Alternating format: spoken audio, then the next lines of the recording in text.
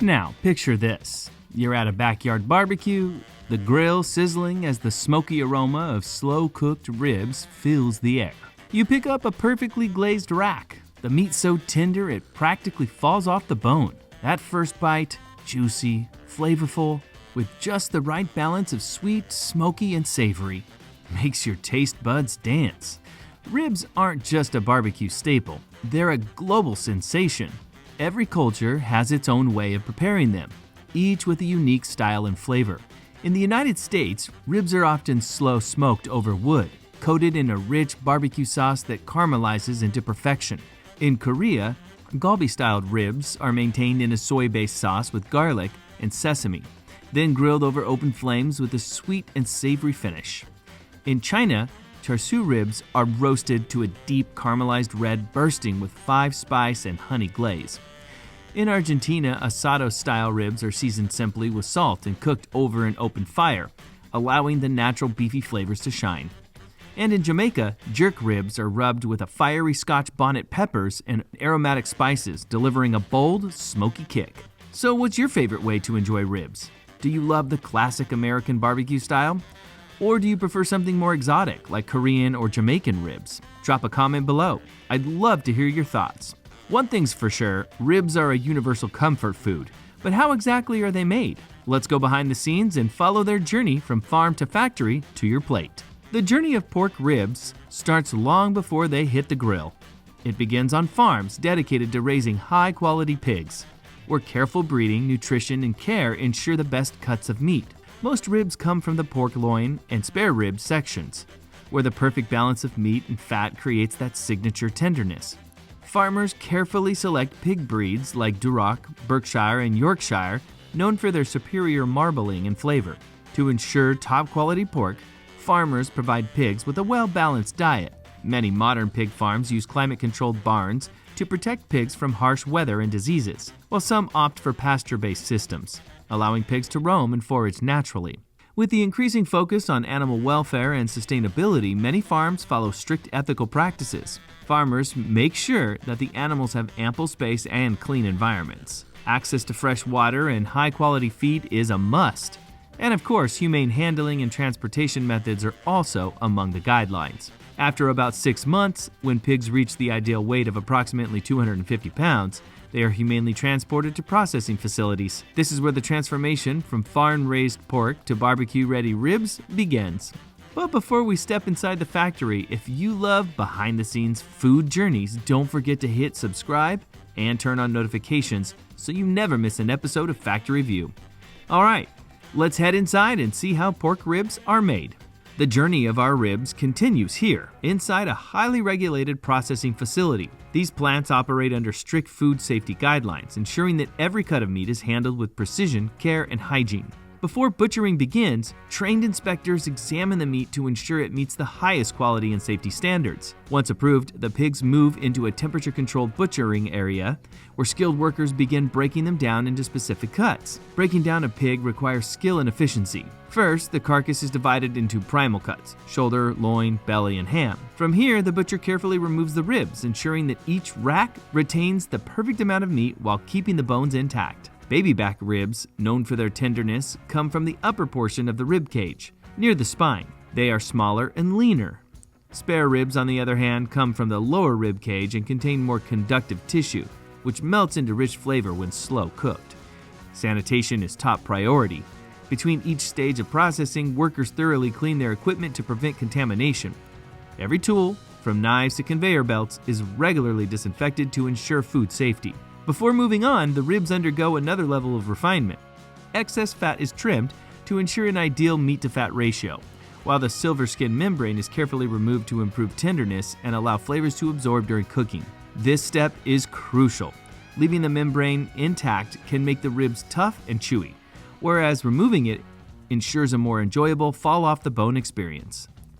Each rack of ribs is graded based on its marbling, size, and meat distribution. Only the best cuts move forward in the process, destined for backyard barbecues, smokehouses, and restaurant kitchens worldwide. But before these ribs can continue their journey, they must pass a rigorous series of quality control checks. Each rack is carefully inspected to ensure consistency, proper trimming, and optimal marbling, because only the finest cuts will make it to market. Each rack of ribs is assessed for size, weight, and thickness. Consistency is key. Whether these ribs are destined for a backyard barbecue or a high-end steakhouse, customers expect a uniform product every time. Automated weight checks ensure portion accuracy. If the rack is too small, it may be repurposed into rib tips or smaller cuts. If it's too large, it can be trimmed to fit industry standards. Marbling, the fine streaks of fat running through the meat, is also evaluated. Proper marbling ensures tenderness and juiciness, while too much excess fat can lead to uneven cooking and a greasy texture. With the butchering complete and each rack of ribs carefully inspected, the next step in the journey begins: marination. This is where science meets artistry, where simple cuts of meat are transformed into rich, flavorful masterpieces. Marination comes in two forms: dry rubs and liquid marinades. Each technique enhances the ribs in different ways, creating unique textures and layers of flavor. Dry rubs. Dry rubs are a time-honored tradition. A mix of spices, herbs, and salt is carefully applied, drawing out moisture while infusing the meat with bold, smoky flavors. Over time, the salt helps break down proteins, ensuring tenderness with every bite. Liquid marinades. Liquid marinades take a different approach. These blends, often made with vinegar, citrus, soy sauce, or apple cider, penetrate deep into the ribs, adding moisture and an extra layer of complexity. But marination is more than just adding flavor. It's a scientific process. Salt alters the protein structure, making the ribs more tender. Sugar caramelizes when cooked, forming a rich crust. Acids like vinegar or citrus help break down tough muscle fibers, ensuring a melt-in-your-mouth texture. Each marinade is carefully calibrated to achieve the ideal balance of seasoning, ensuring that no single flavor overpowers the natural taste of the meat. Once coated, the ribs undergo vacuum sealing, a crucial step that enhances marination by removing excess air and allowing the flavors to deeply penetrate every fiber of the meat. This technique not only intensifies flavor but also preserves freshness, ensuring the ribs are packed with juicy, aromatic seasoning when they reach your plate. Time is a key ingredient in marination. The longer the ribs rest, the deeper the flavors develop, creating a rich, complex taste that will come alive when cooked. Once marinated to perfection, the ribs are sealed, labeled, and packaged for transport. Whether heading to a grocery store, a high-end restaurant, or a backyard barbecue, these ribs are now ready for their final journey. Maintaining a consistent temperature ensures freshness and quality, so that when these ribs arrive at their destination, they are as succulent as the moment they left the factory. What began on the farm, traveled through careful hands and expert processes, now finds its way onto the grill, where heat and time transform it into a masterpiece. From farm to feast, the story of ribs is one of craftsmanship, care, and ultimately, flavor. So the next time you take that first smoky, savory bite, you'll know the journey it took to reach your plate. If you found this as fascinating as I did, don't forget to like, subscribe, and hit the bell icon for more behind-the-scenes looks at how your favorite foods are made. And just in case you have missed some of the older episodes, we have you covered. We have attached a special selection of past Factor Review episodes to this video. So stay with us and enjoy more fascinating food discoveries. Thanks for watching, and see you in the next episode. If you bite into a scoop of plombier, you'll be hit with flavors so rich, creamy, and smooth that it practically melts on your tongue. This iconic Russian ice cream has been a favorite for generations. Even more impressive, a single factory can produce thousands of these treats in just 1 hour, with every batch made with care and precision. So, how does a simple mix of ingredients turn into such a beloved dessert? But first, a quick look at its origins. Though plombier is now a Russian staple, it actually began in France. In the 19th century, a French confectioner from Plombières les Bains created a dessert by blending fruits soaked in cherry liqueur with eggs and cream, then freezing it. This delightful treat eventually made its way to Russia, where it evolved into the plombier that we know today. In Russia, during the Soviet era, plombier became a must-have dessert. The Soviet government set strict standards, known as GOST, requiring plombier to be made with high fat content and no artificial additives. These rules ensured that every scoop was rich, creamy, and full of flavor, helping plombier become one of the country's most cherished treats. The process of making plombier starts with gathering the best ingredients. The main components include fresh milk, cream, sugar, eggs, and sometimes condensed milk. Factories typically source their milk and cream from local dairies that focus on quality and sustainability. The cream's high fat content is crucial because it gives plombier its rich and creamy texture. Sugar and condensed milk are added to sweeten the mixture and make it smooth, while eggs act as a natural emulsifier, helping to blend everything into a silky mix. Once these top quality ingredients are selected, they are transported to the factory where the magic happens. The first step in the factory is mixing. Large industrial mixers are used to combine all the ingredients into a smooth, uniform liquid. This step is crucial because any inconsistency in mixing could lead to uneven texture or flavor in the final product. Once all the ingredients are mixed together, the next step is pasteurization. This means heating the mixture to about 85 degrees Celsius to kill any harmful bacteria. Pasteurization is really important because it makes sure the ice cream is safe to eat and helps the flavors blend well. But it's a delicate process. If the mixture gets too hot, it can change the flavor. If it's not hot enough, harmful bacteria might survive. After pasteurization, the mixture goes through homogenization, which is the key to making plombier so creamy. Homogenization is where fat molecules are broken down into tiny droplets and spread evenly throughout the mixture. This is done using a machine that applies high pressure to the mix. By doing this, the fat stays evenly mixed in, so the ice cream has a smooth texture with no lumps. If this step isn't done right, the ice cream could end up oily or uneven, which wouldn't taste as good. Once the mixture is homogenized, it's moved to the aging tanks, where it rests and thickens for several hours, usually between 4 to 12 hours. Aging is important because it lets the flavors fully develop and the texture get smoother. During this time, the proteins and fats in the mix work together to make the ice cream creamier. The tanks are kept cool, around 4 degrees Celsius, so the mixture thickens slowly without freezing. This aging process also helps make sure the ice cream will hold up well during freezing. It's a simple step, but it's key to giving plombier its rich, dense texture that people love. After the mixture has aged, it's time for freezing and churning. This is where plombier really starts to take shape. The aged mixture is put into a continuous freezer, a machine that churns and freezes the ice cream at the same time. Churning is important because it adds air to the mixture, which affects how smooth and dense the final product is. For plombier, only a small amount of air is added, which gives it a dense and rich texture. As the ice cream churns, it also freezes. But because it's being stirred constantly, it stays smooth and creamy without forming large ice crystals. The continuous freezer quickly brings the ice cream's temperature down, usually to below -20 degrees Celsius. This rapid freezing is essential to keep the ice cream's smooth texture and prevent any graininess. By the end of this process, the plombier has taken on its final form, but it's not quite ready to eat just yet. Now that the plombier is perfectly frozen and churned, the next step is shaping and filling.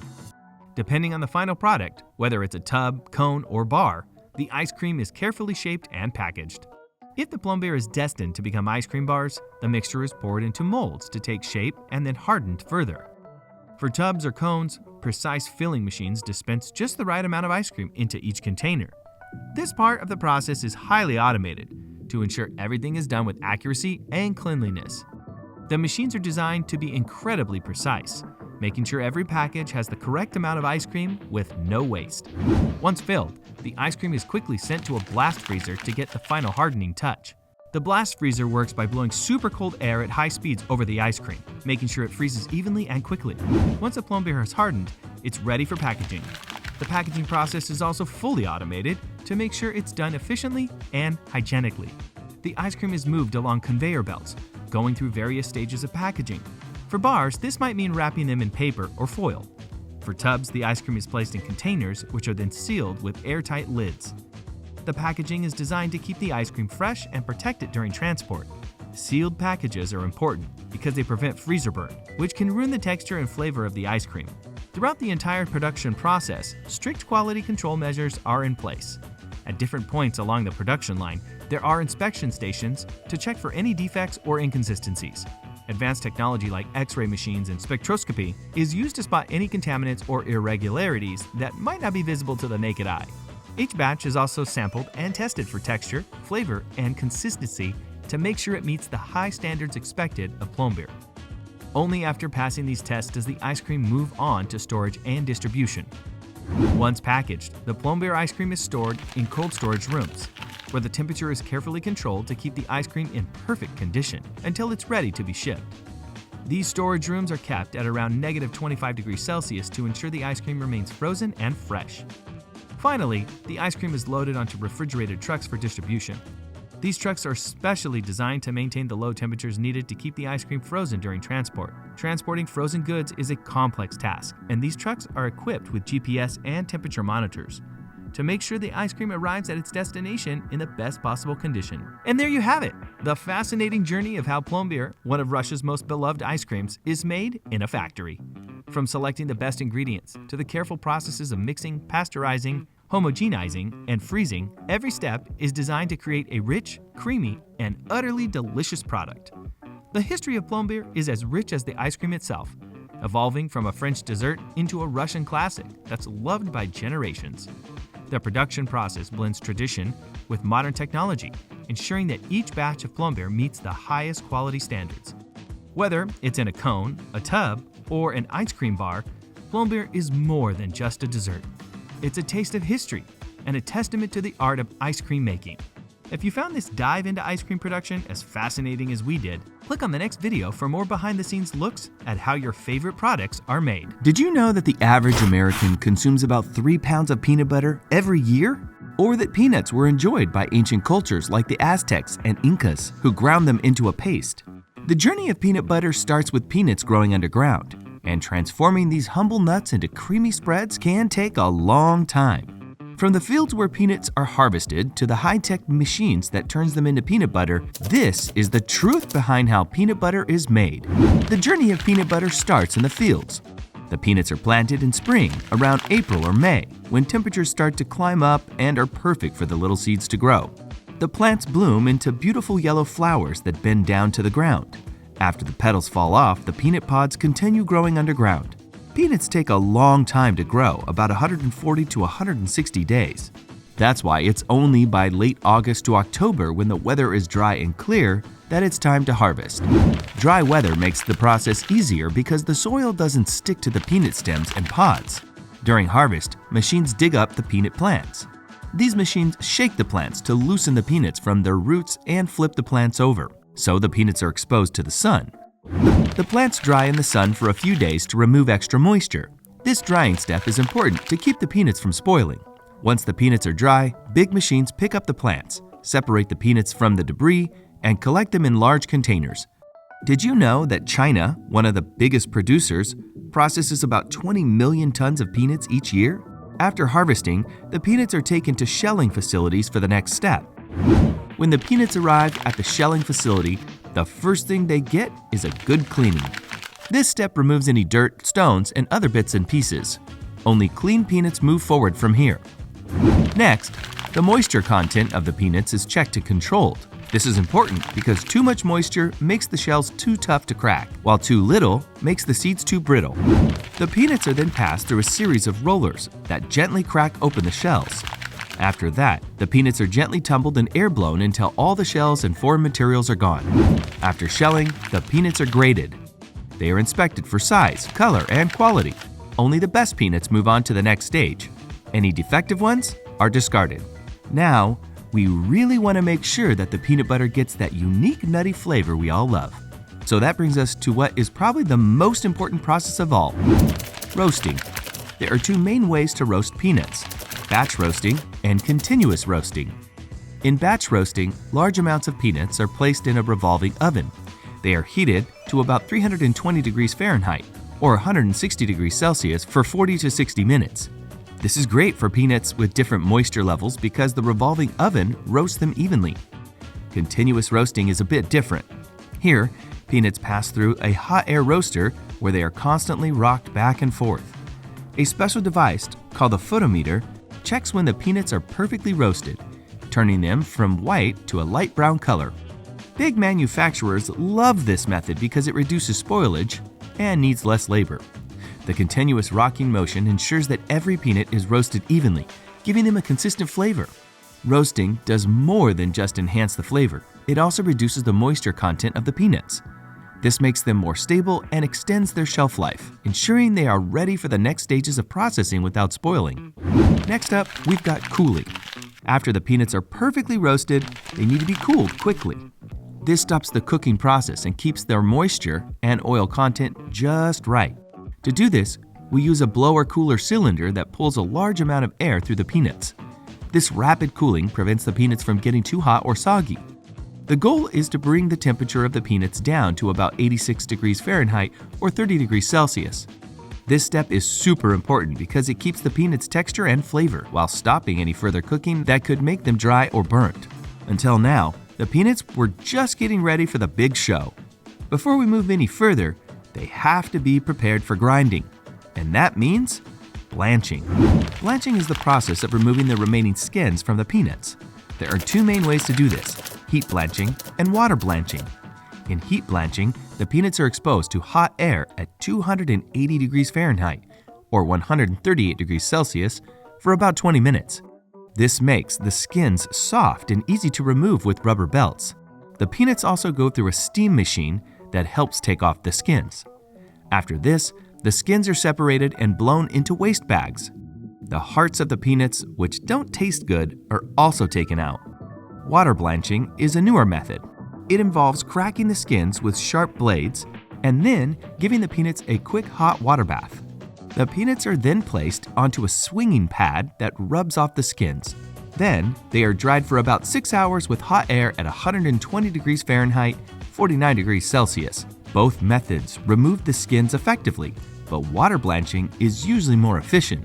A blower takes away light peanuts and a color sorting machine gets rid of discolored ones.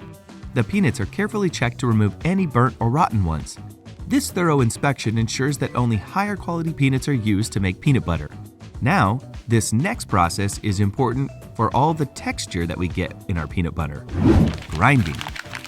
Grinding is where the magic happens. This is when peanuts are turned into peanut butter. The blanched peanuts go through 2 stages of grinding. The first grinder breaks them down into smaller pieces, creating a medium grind. Then, the second grinder turns these pieces into a fine, smooth paste. During grinding, ingredients like salt, sugar, and stabilizers like hydrogenated vegetable oil are added.